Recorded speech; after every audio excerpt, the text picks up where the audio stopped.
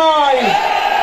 আজকের এই সোহরাওয়ার্দী উদ্যান থেকে আমরা বলতে চাই, দাদারা ওপারে ভালো থাকেন, এবার নিয়ে মাথা কামাবেন, সোহরাওয়ার্দী উদ্যানের দিকে থাকুন, লক্ষ লক্ষ যুবক শাহাদাতের তামান্না নিয়ে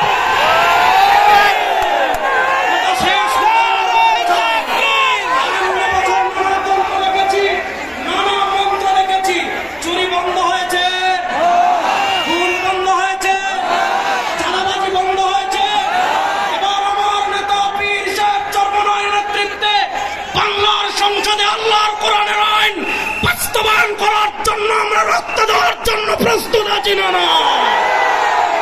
আর কোন তন্ত্রমন্ত্র দেখতে চাই না। এবার বাংলাদেশের সংসদে আল্লাহর কোরআনের বিজয় হবেই হবে ইনশাআল্লাহ। সংগ্রামী উপস্থিতি, কনভেনশনের পর্যায়ে বক্তব্য রাখছেন ইসলামী আন্দোলন বাংলাদেশের প্রেসিডিয়ামের অন্যতম সদস্য আল্লামা নুরুল হুদা ফয়েজী। হযরতের বিশেষ উজর থেকে আগে বক্তব্য চলে যেতে হচ্ছে।